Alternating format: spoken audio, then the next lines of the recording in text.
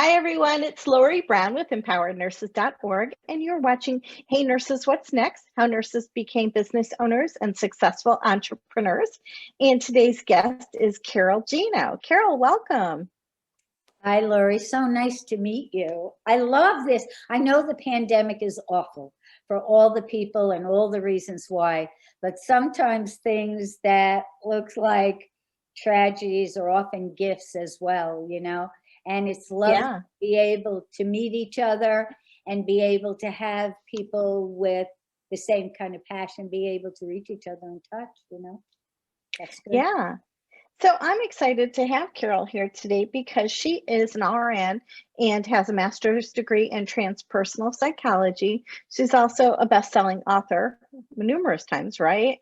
Yeah, And she yeah. has her own independent publishing agency. So welcome, Carol. Thanks, Lori. God, And I love you. That's what I always wanted to be, by the way. I started off wanting to be a saint, and then I was negotiating with God, and I said, well, if I can't be a saint or a nun, I'd like to be a lawyer. I don't know where the jump went, by the way.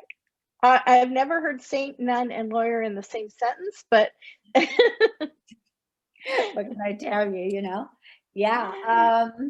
so why don't let's start out by telling our listeners about who you are and what you do and how you wrote that first book.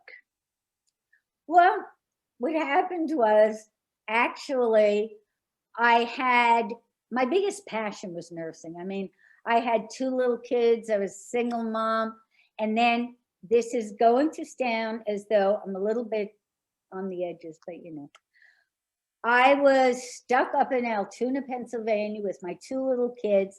My husband had left, and suddenly the furnace was going to explode, okay? And I had to go downstairs and start a furnace. And I came upstairs and I collapsed on a couch, and suddenly I saw this woman walking up and down my baseboard with all kinds of hands reaching out. And I said, what is this? What is this? And me, who was scared to death of everything, was not afraid. I thought, what is this? I called home that night. I said to my dad, come and pick me up. I have to come home. And he said, why? I said, I have to be a nurse. He said, what? I said, I have to be a nurse. Well, of course, as I think back all the things that affected that, my grandmother, aside from being a suffragette, was a nurse midwife in Bellevue, and she drove a car, carried a gun, and was divorced. So I woke up and died when I was 7, my big wounding. But I woke up with such a passion to be a nurse. It wasn't until I was in school for 2 years studying the history of nursing that I realized that the image I had seen was Florence Nightingale in the Crimean War thing, the whole thing, right? Oh, well. So I said to myself, I quickly went to a shrink and said, excuse me, but I'm seeing things. And she said, well, I don't know what that was, but I know it's not crazy. So I said, okay. And I was driven. I mean, I got into school in one of those Title IX programs for aid to dependent moms, and stuff. And I became an LPN. But before they let me into school, I had to go to, it was a closed government program. And I had to run up to the church and ask the priest to get me into a hospital, a Catholic hospital, so that I could get into the program because it was already closed. And then I tormented the poor man who was taking admissions for this program. And I'm saying to him, but don't you want successes? I mean, I promise you, I'll get a job. I'll make over 98% on the test. He finally let me in, the poor man, because I probably wore him down. I'm telling you, Lori, Oh, wow. those first days that I walked into a hospital. I wish it was like that these days. I know. I walked into a hospital, I'm telling you, that first day, and the sun was coming up. It was a red, red sky. It was the most beautiful day. I looked around and I thought, God, we're going to save some people. We're going to do great things. Somebody should have turned me into salt, by the way. on that day. But I made some of the worst mistakes, and so did my friends. And so finally, what happened is after working for about 16 years, I was getting so burned out because there was so much need, and I knew how much we could do. And I could see that we were doing too much we shouldn't do. We had no representation. I mean, everybody, if somebody threw up, in the hall, we didn't have a contract. Everybody else couldn't touch human excreta. So we were the ones who had to clean up. We had to do everything. Then I worked in a hospital that had a nursing director who was head of the, you're going to die on this, Egyptian or Israeli army, but she was so cool. And we used to do primary nursing. So we had secretaries to take the notes, and we had a certain number of patients that we were responsible for. And in July and August, when the doctors came in and they were the new residents and stuff, and they knew nothing. The new residents, yeah. Yeah, right. She would actually allow us time for malpractice. Right. She would allow us actually to fight with them and have no problem with it. She'd stand behind us all the way. So it was wonderful. And I thought, there's got to be a better way to do this stuff. So I decided to go to New School for Social Research to learn how to write. And I did that for about a half a year. And then I went to Hofstra to learn at a workshop, a conference. And as divine timing happens, my next call was to take care of a private duty case, because I used to alternate that with working in hospitals, because private duty allowed me sort of to get closer to the patients, So what happened was I got a call. It was from Mario Puzo, who wrote The Godfather, which was like one of those big publishing history thing it made, So I went to take care of her, and I was there for 3 months while the family, the kids and him were taking care of her at home.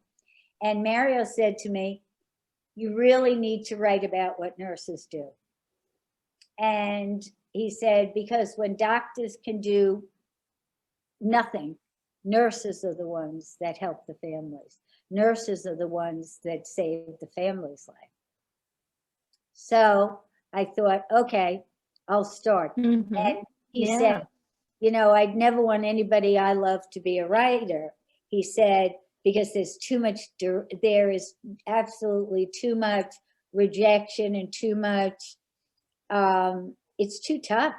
And he said, but you're a nurse, you can do it. So that was really good. And so I said, I don't know how. And he began to teach me. He said it couldn't be taught, but it could be learned. So we started, he started to teach me whatever he could, and I started to learn. And after the first, it took me 3 years. And I wrote, are you locked? Lori, I think you're locked.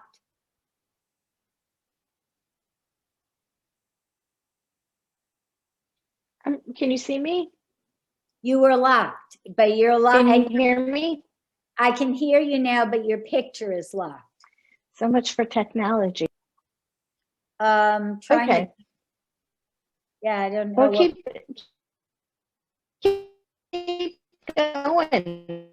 So he told you, so you're good. So I know the recording's okay. Okay, good. All right, cool. Okay. We can have it edited anyhow if we need to for that places anyway, we can have that come out.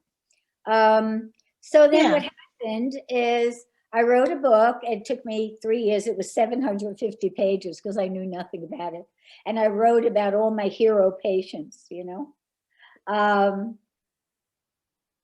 Lori, mine is stuck again now. Can I get up? Can I get up 1 second? I got to do something. Put it on hold 1 minute. Sure. I have to put the light on behind me because I can't see. Let me pause it. Okay. Okay, so you're talking about your book and how it was 750 pages. Right.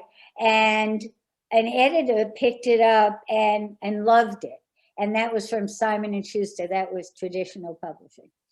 And so I wrote it, and that it looked like when it first came out, I have a picture that I could give you, but I don't have it here. But it looked more like this when it came out in hardcover, you know, and then when it went to paperback, they turned it into this, right? But they wanted to call it The Nurse's Tale, very Chaucer, you know? And I said, no, you can't do that. That's too like sexual. It's like stewardesses. It's going to wreck my image of nursing. You can't do it. So we fought for a while, and we got it to, all right, The Nurse's Story is what it came out. And I had to do 3 cross-country tours. And what I realized, I did 3 from New York to California and back, towards 21 cities each time.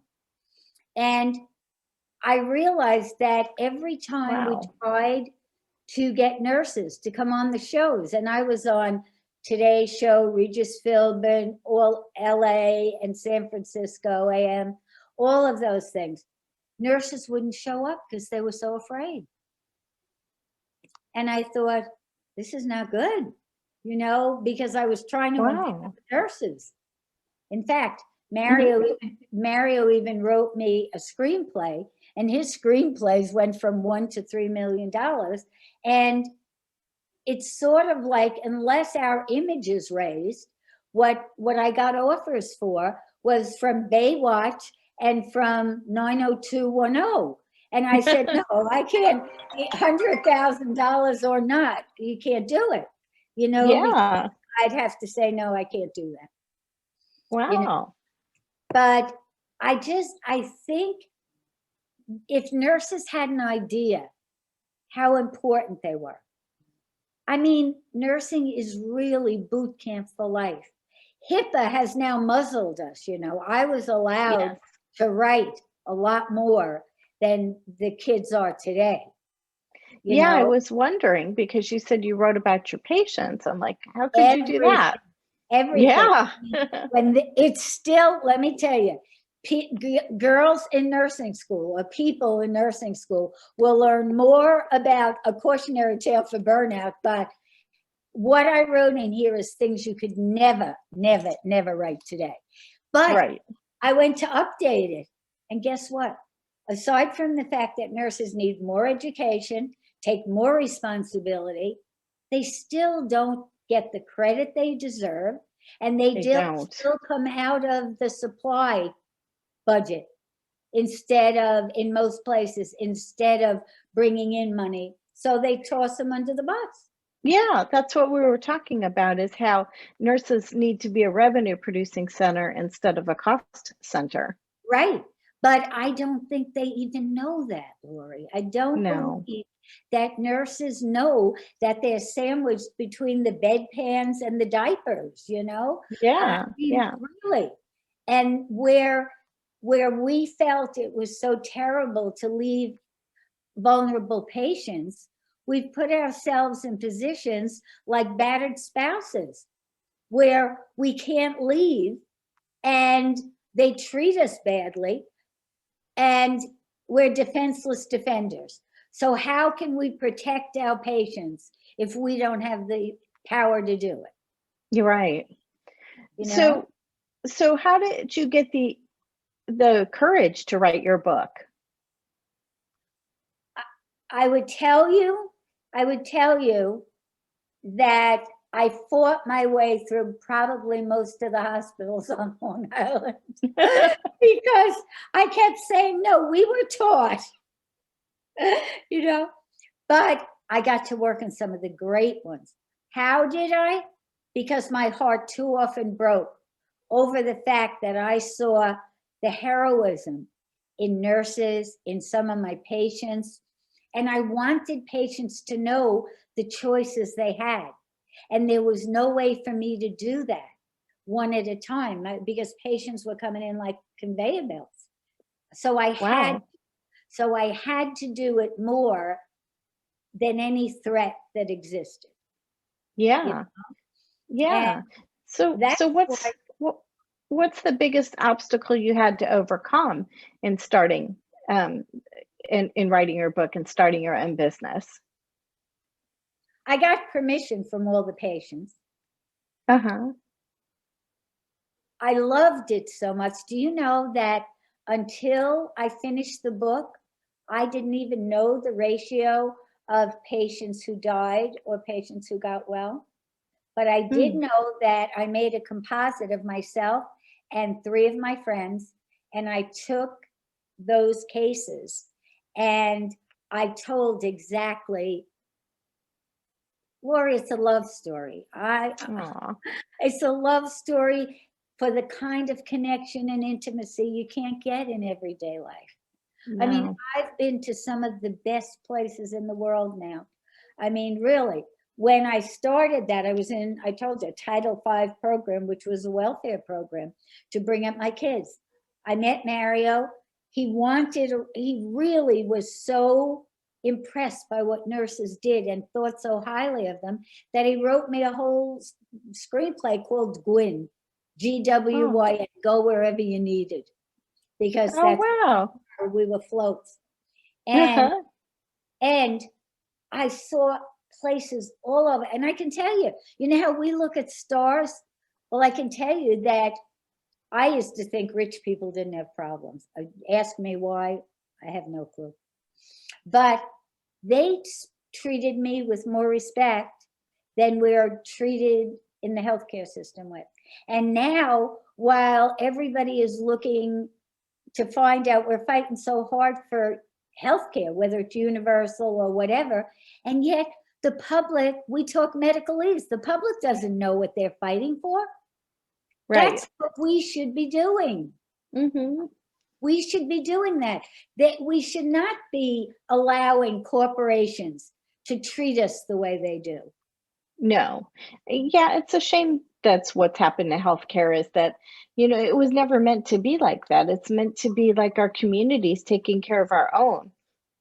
Well, Lori, that's what we have to do. You and I, and I'm trying to get Echo Heron too. She wrote a bunch of books that were really great and stuff like that. We'll do a meetup for nurses to tell them why they should love themselves and why they should buy. Do you know if half the nurses bought a book, if they did nothing else, if they just bought a book any nurse wrote, we would be visible to the public. There are 300, there are 3 million nurses. Today in just the US, 9 million in the world. Mm-hmm. You want to know how to support a cause? Buy a book that a nurse, I don't care if you read it, you know what's going on, but buy it and support nurses so that we can change the image of nursing, because doctors don't always save your life. If a nurse doesn't know enough, a doctor never is called. Yeah, yeah. You know? Right, because they have to know when the patient's going bad. Right. So I could like literally talk to you all day, but so this program's more about like they could see in you like, hey, I want to be a nurse writer too. How do I get started? So what advice would you have for a new nurse, or not a new nurse, a nurse who Yeah. new to business to get Right. started? I think they first of all have to have a goal. If they Uh-huh. have a calling, then they need to know how to best develop themselves so that they can work either in their own business. Nurse practitioners and stuff can now begin to take care of patients. They need to know you for sure, to know Yeah. what the parameters are, but we need to have legislation and all that stuff. But first they need to love themselves and know how valuable they are. I'm running courses. They can just sign up caroljino.com to my email list. In the new year, I'm running a bunch of courses, but even on the 19th, I'm running a course on the carpentry of writing, the nuts and bolts, and that's a free meetup, and they can go to caroljino.com and just sign up and they can get in. And then in the new year, I'm doing one on writing, one on publishing, and one on marketing. So because I had to start my own publishing company, because when my grandson Gregory died and an angel really came. I know that sounds wacky, but it's the truth. And I was starting to write angel books, and there wasn't a market at that time, divine timing and all. So I opened a publishing company, so I could get that out there. So what made me do it? Always love, love, love, passion, passion, passion. So if you're passionate about nursing, if you're passionate about people, if you're passionate about what we can be connected rather than separate, then we got to start supporting each other. We got to start helping each other. We got to start recognizing and doing good for each other. Because the cure for this whole pandemic is a soul-demic. I started that whole thing too. Oh, I like that. Yeah, I have a Facebook site called Soul-demic, and one called Hopeful Healer and one called Revolutionary Nurse. If you go to caroljino.com. But we need you to tell them, because I have also a course on power strategies for nurses and survival guide for nurses who care. And the missing piece was you, Lord. The missing piece was, I have the evidence, I have the whole thing. I don't have and what do you do when Carol tells you what to do? When you empower yourself. Because how many calls do each of us get from neighbors or friends or relatives saying, should I take my kid to the doctor, or should I go to the doctor today? Or what did the doctor say? How many times do we do that? All the time. So it's boot camp for life. If you practice 3 years, instead of burning out, think of how you can use your nursing to start a business, to teach patients, to help each other. How many support groups for nurses do we have? How much legislation do we fight for? Yeah. And we can't even all agree on the one way to go about it. And maybe there isn't one way. Maybe there's two ways, and maybe we need to come at it from two different sides. Maybe we need to get above the dualities to the similarities. Maybe we need to focus on the things that we have in common rather than our differences. And focus on the outcome that we want. And then the how will show up once you know what you want. Right. Well, you know how the older women a lot of them had no choice. You only had teaching or nursing or being an airline stewardess to go into. And the new girls coming in, everybody thinks of them as entitled and everything, but I think of them as spirit warriors who are meant to fight the corporations, because they're not going to take the same crap we did, but they're also not going to understand the kind of love that we were able to connect with our patients, Right. On one of the Zooms that I did for the writing thing, I was talking to an independent publishers group. And I said at one point I was taking care of a woman who had mycosis fungoides, which meant her skin peeled off. And she hadn't seen anybody for 6 months. I sat down on the bed. Nobody had eaten with her for that long, and she begged me. So I said, okay. And after I ate with her, she leaned over and she hugged me. And her skin was on my face when I got up. And I thought there was a moment in time where I was close enough to another human being that I wore their skin. Look at how close we are to each other. And how did we get so far away? It's time for us to get back you know. Right now in today's world, you're an angel, Lori, you really are. And I know those nurses who are called need guidelines. And we've got to come up with both the love and the safety for them, the power dynamics and the solutions. Because we can't go Right. away. There are 3 million of us, and we can't be defenseless, because a defenseless defender is no good to the patients, you know? Right. Right. Yeah, I agree. It's we need to come together, um, and instead of being divided, and we've got to stop this nursing meet their young. But what's interesting with the business world, when nurses become business owners, that stops. I don't see that playing out as nurses who become business owners. I see business owners, nurse business owners supporting everybody, and lifting each other up, because that's the only way you get to go anywhere. Right? Collaboration is a really important thing in business.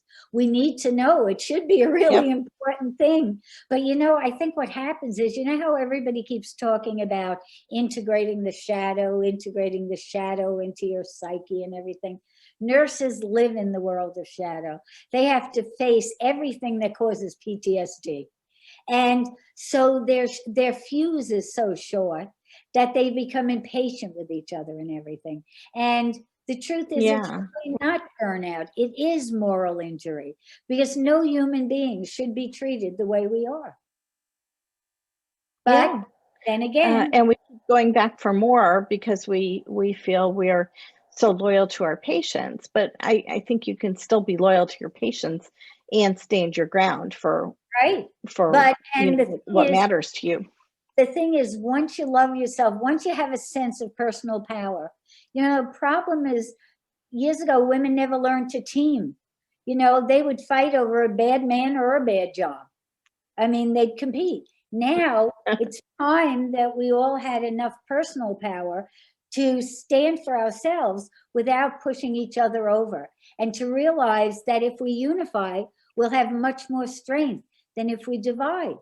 And that's how we have to do. And that's the only way to stop bullying, because oppressors Yeah. oppress, bullies bully.